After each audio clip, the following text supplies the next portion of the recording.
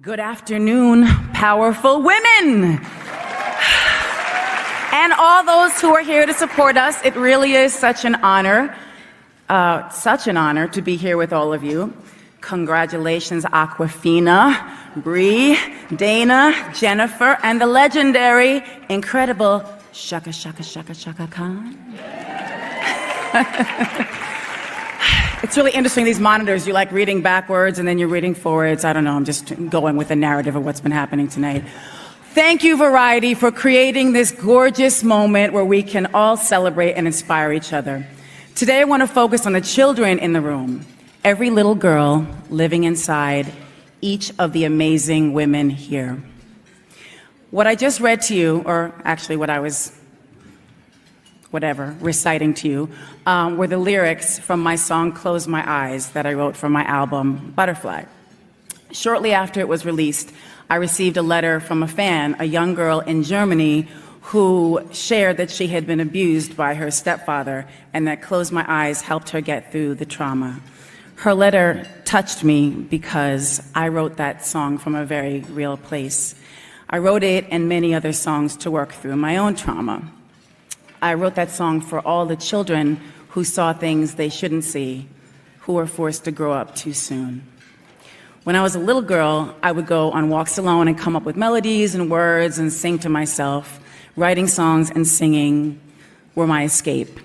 It was my release. It was how I survived, and it still is. My mother was a gifted opera singer who was also a bit bohemian, if you will. She sent me to a publicly funded sleepaway camp because we didn't have any money, and it was a total nightmare. I would elaborate more, but we'll all be here till dinner. Needless to say, it didn't work out. Then when I was about 10 years old, my divorced parents scraped enough money together to send me to a performing arts camp, and my life changed. Camp was a reprieve from the unsafe and unpredictable environment I was living in. It was a solid ground beneath my feet, fresh air to breathe. It was sky above my head, but most importantly, it was an opportunity for me to invest time and training into my dream to be a singer and songwriter, a vision I've held since I was 4 years old. Being around other kids who shared my passion for music and having professionals who nurtured us and saw us as serious artists gave me the support I needed to pursue my career full on at an early age. Going to camp was an incredible learning experience. I performed in a production and even got a leading role as Huddle in Fiddler on the Roof. I was thriving until the racist choir director saw my black father, and then I never got a leading role at that camp again, but that's another luncheon. That's a whole nother luncheon. It's been said, it's hard to be what you can't see. Camp MARIAH is a career awareness camp, giving kids the opportunity to see what they can be, and it provides direct access to people doing all kinds of wonderful things with their lives. People across all industries and backgrounds share their journeys and stories of success with inner city kids who come from impoverished backgrounds. This camp empowers these children with the knowledge that all things are possible. You don't have to be defined or confined by your environment, by your family circumstances, and certainly not by your race or gender.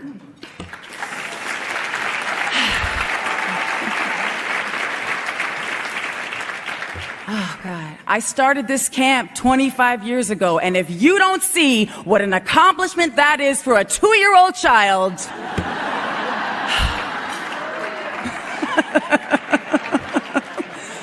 oh my gosh, okay. I've been blessed. I mean, it's true, but I've been blessed to witness thousands of kids have a space to breathe, run through fields of green grass, and believe in who they can be. And that is one of the greatest honors of my entire career. From my first Christmas concert fundraiser at St. John the Divine in Harlem in 1994 to prima ballerina Misty Copeland joining me at camp just a few months ago, to the many camp counselors, the administrators, the kitchen and maintenance staff. It takes a village to run a camp. And I'm so thankful for them doing the day-to-day. They are the real heroes of Camp MARIAH.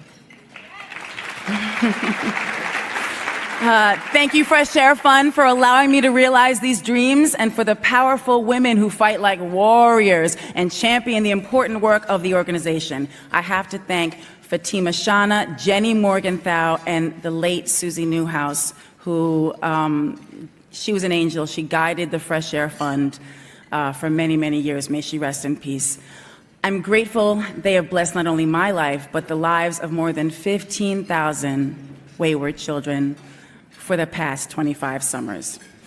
When I was a little girl, I made a promise to myself that I would never forget what it felt like to be a child. Camp MARIAH helps me keep that promise. Okay, so I was 18 years old when I got my first record deal. A lot of very powerful men controlled my career, what I wore, who I worked with, and every aspect of my overall image. Believe me, that can be very intimidating and confining to a young girl just getting started, trying to express herself artistically.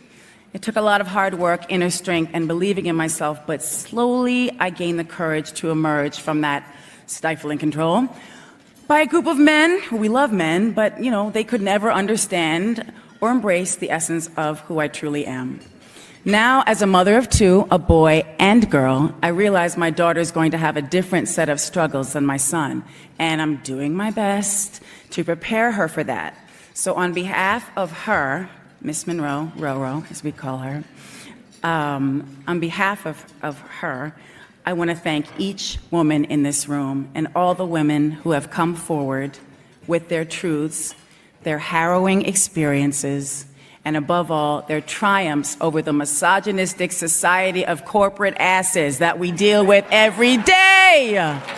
Now my daughter will never have, well, she'll have some barriers, but there'll be fewer barriers to break through in order to achieve her full potential. You guys are all a beacon of hope, and I stand here with you in sisterhood, knowing we'll continue supporting each other and keep fighting in tandem for equality for us all. Thank you so much. God bless. Thank God I had these.